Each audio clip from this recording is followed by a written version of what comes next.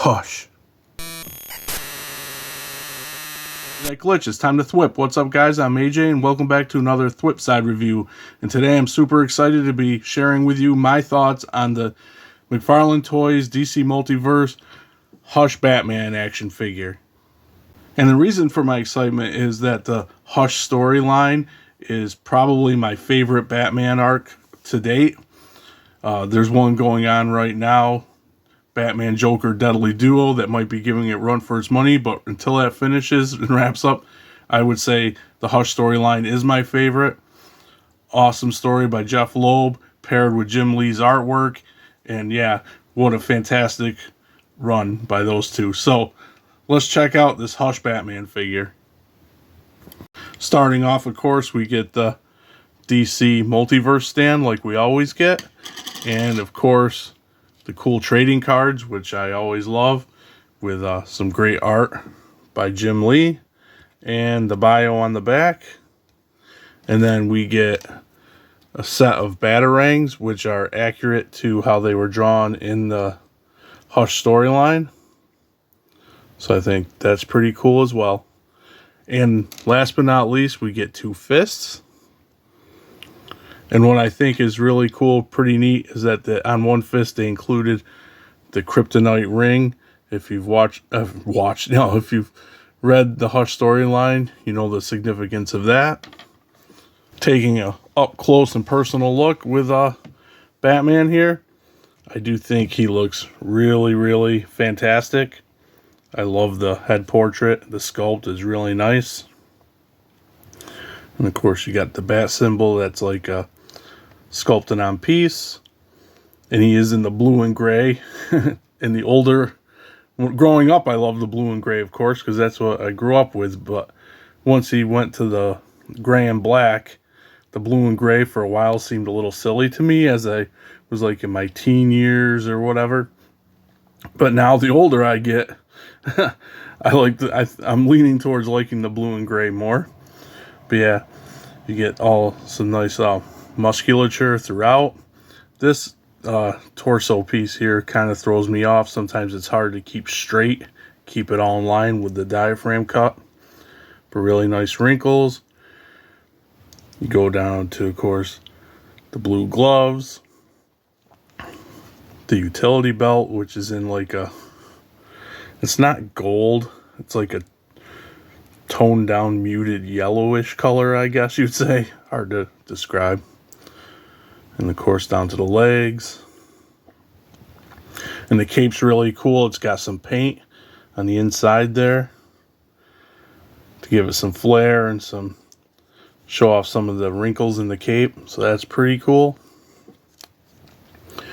And maybe some more shading on the back as well. And I will say the cape, this cape on this figure is really hefty. It's a nice bendy material, but it has a lot of weight, and it'll tend to kick him back and make him fall over. So it's a good thing he does come with a stand.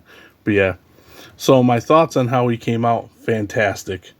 Love this figure and how he came out. I will say how his cape drapes on his shoulders threw me off when I first got him out of the package. As you can see here, it rides up higher here than here. But that is just a choice, a style choice, to give the cape, make the cape a little more dynamic. I would have preferred if it was even, because it threw me off. I thought I had a bad copy and it was applied wrong. But I went ahead and watched other reviews, and everyone that I saw was just like that. So it is what it is. I don't hate it. My brain wants it to be straight. Also, real quick, looking back at the head portrait, I love the shading they used around the eyes as well. Articulation wise, he moves around really nicely. There's no ball or anything in the head. This is all one piece, the neck, the whole cowl. But it does move around nice, and now that I say that, I'm having trouble moving. But he turns. He's got some nice tilt. Oh, there we go.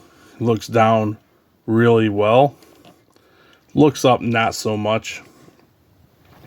He does have the faux faux pas or faked McFarlane butterflies. So you get all the shift and the kind of a butterfly. Arm goes out that far. He's got a nice bicep swivel. Of course, the beautiful double jointed elbows. He's got the nice wrists. And I will say he was not stuck in the package or anything, which I'm absolutely loved about it. This part, the diaphragm with the waist, you get some nice tilt, but it also gets misaligned sometimes, and sometimes it's a little finicky to line it back up, but you do get that tilt, as I said.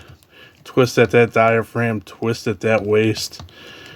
Crunch, let's see. I would have liked him to crunch a little more, but you get about that much, which isn't horrible, but just a tad more McFarlane. He arcs back really nicely, though.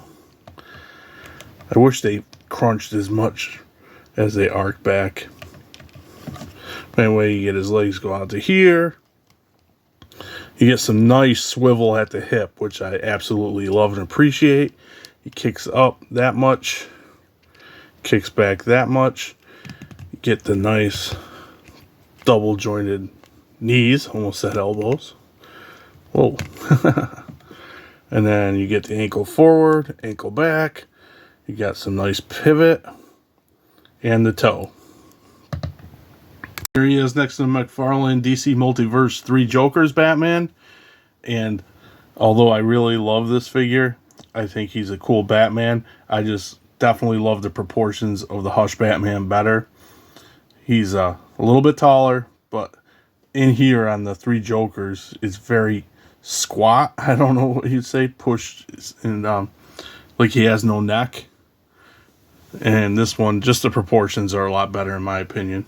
Here he is next to my recently reviewed McFarlane Toys DC Multiverse Gold Label Dick Grayson Robin the Boy Wonder. And I know they're from different eras, but they're both Jim Lee artwork based on Jim Lee's artwork. Of course, the Robin the Boy Wonder is earlier in Batman's career, but still I think they look really cool next to each other, and I might display them like that. And last but not least, here he is next to my favorite figure in my collection, the Mafex Hush Batman. Love this figure, absolutely love this figure. He doesn't look that great how I have him just standing there, but trust me, if you don't know about him, he's awesome. Bottom line for me is that I absolutely love this Hush Batman from McFarlane Toys. He is by far my favorite Batman that McFarlane's put out so far. And not just because he's Hush from the Hush storyline, which is a big bonus, but just the presentation, the proportions. He's got to be, I don't own every Batman from McFarlane, but he's got to be the best one in my opinion, or one of the best ones. He's definitely the best one I own. The articulation's really nice. The major con on him is that I think his cape is a little too heavy, so it kind of is a pain to pose sometimes, or just to get him to stand up. But besides that, there's nothing really bad I can say about him. I did just compare him next to the Hush, or the Mafex Hush Batman, and you got to remember that's like a $90 to $100 and something figure or more on the aftermarket, because he is very hard to get if you didn't pick him up when he first came out, like me. But I absolutely had to have him. But anyway, let's talk about this figure. For $20, $24, this is an awesome Batman figure and an awesome representation of Batman from the Hush storyline. I can't recommend him enough, and I think other people saw that just when he was announced, because the pre-orders everywhere quickly sold out, and he is very hard to come by, which is a shame because I like him so much. I think I want to get another copy. If I run into him in a store, yeah, good luck with that, but if I happen to, I think I would pick another one up just to have another one. I didn't get the black and gray version with the Hush 2-pack, so this is my first one. And the reason I didn't get that is because, to me, Hush Batman is blue and gray, so I didn't bother with that. So, and I never really watched a review on those, so this is my first experience with this figure. and I think he's incredible. He looks fantastic. He articulates nicely. He has some cool little accessories. So definitely, if you can find him, pick him up. With that being said, thanks as always for all the support.